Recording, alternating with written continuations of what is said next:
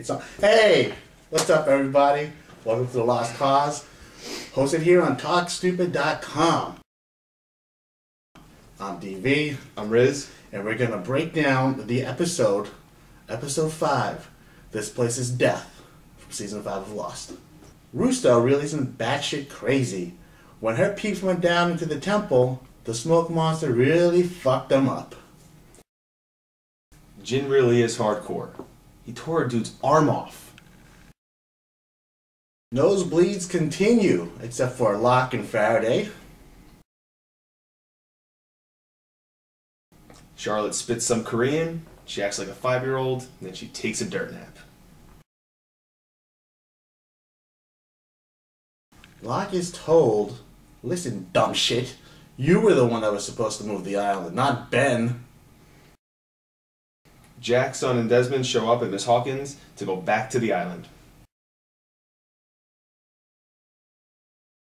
Alright, now you mentioned that Jin tore a dude's arm off. Yeah. Obviously, Smokey had a lot to do with that. Hardcore.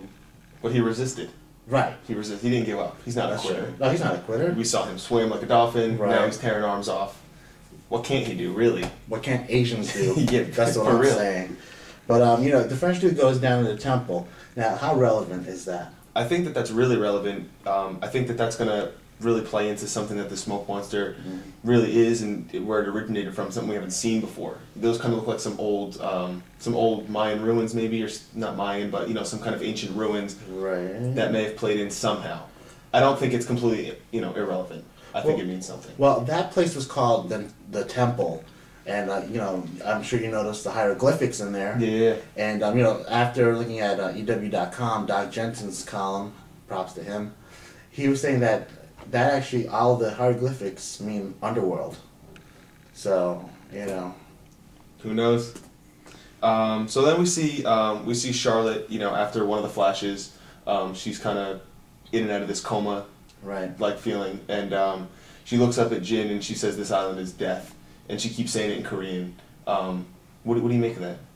Well, I'm just proud that white people can speak an Asian language. Let me get off the Asian thing. That's stupid. But no, I think that's crazy. It just shows how worldly she is. Right. You know, that she knows another language, and you know, it's kind of funny how she knows all these other places around the world, but then she reveals that she always want to get back to this island. Right.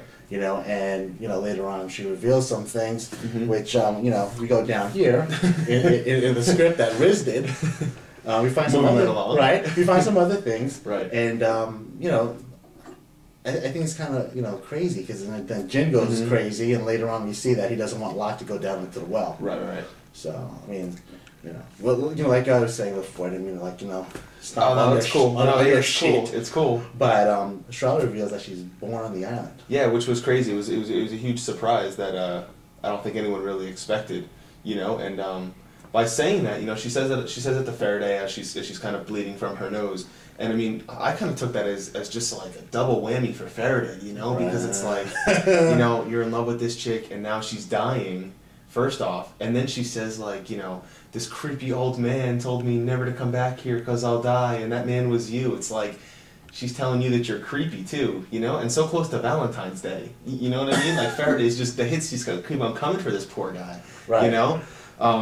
But yeah, I think that was crazy that she was born on the island, you know. I think we're gonna see maybe the other Asian dude was born there too. You know, the doctor's son, Miles, yeah, Dr. Chang's son. Yeah, well, you know, it was hinted before earlier in the season how, you know, you're prone to those nosebleeds the longer you are on the island. Right. Now you understand with Charlotte having been born there. You understand why she was the first one being affected, and then you see Miles, and you know, if we go with the theory that, you know, the doctor's son, it makes sense. Sure. But then back on the mainland, we have some of the other survivors, and of course Ben is there. And his mind games just continue. I mean, nothing phases this guy, from weapons to monsters to nothing. You know.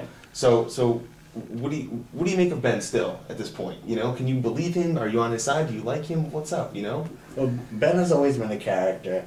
It's sort of like if you read Shakespeare. I don't know. This is talk stupid, so we might have some stupid people. If you read Shakespeare, you remind me of Iago from Othello.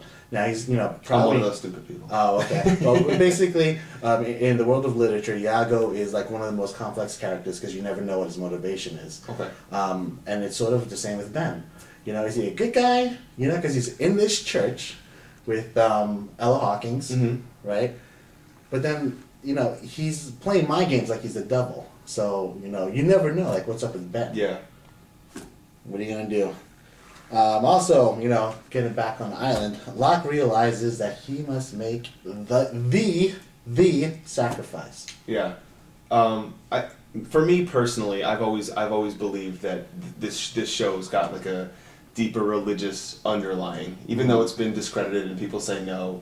I think that Locke is playing the character of Jesus. You know, you see Jack's dad say to him, "You must make the ultimate sacrifice," and then he dies. You know, he's dead back on the mainland. Of course, we know that Locke's going to come back to life. He's going to be resurrected. Right. You know, we also, you know. Do we know that? I think it's going to happen. It's going to happen. You know. So I think that Locke's got more power than he even realizes at this point. Right. You know. I think it's sort of just like what you see physically was great. How he couldn't get up. Yeah. And he asked Dr. Shepard, you know, Christian Shepard, you know, can you help me? And he said no. It's sort of like when Jesus was, you know, carrying the cross, you know, towards to where he was going to be crucified. Like, no one really helped him. Well, you know, he had Mary Magdalene to say, but whatever. Right.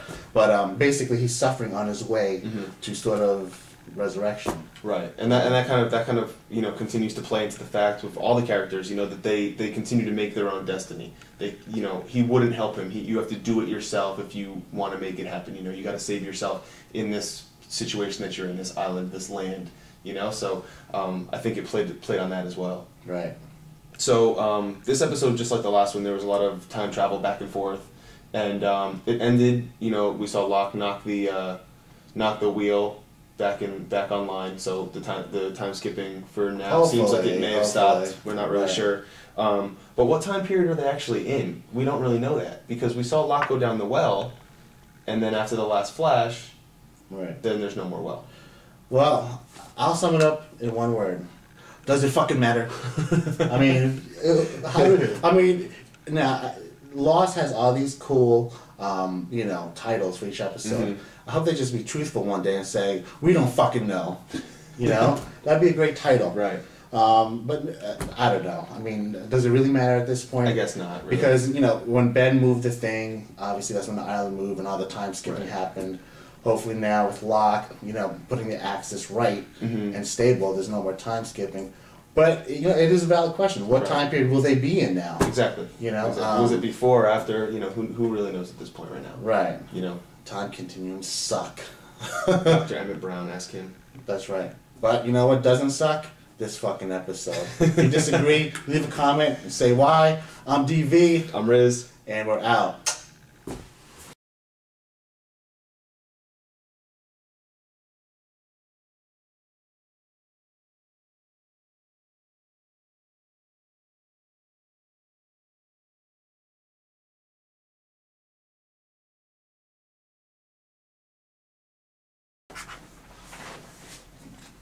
How's that look? Yeah, that's good. That's kosher. Is it recording? Yeah, it's recording. Sick. So you do your arm curl. Do what? You do your arm curls just like this.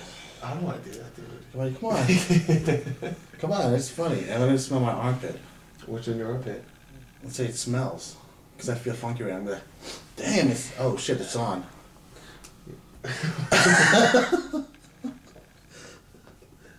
I'm not doing the curl. Alright, you do the armpit then. Huh? You do the armpit. I'll pick my nose. And then we're just going to leave this going?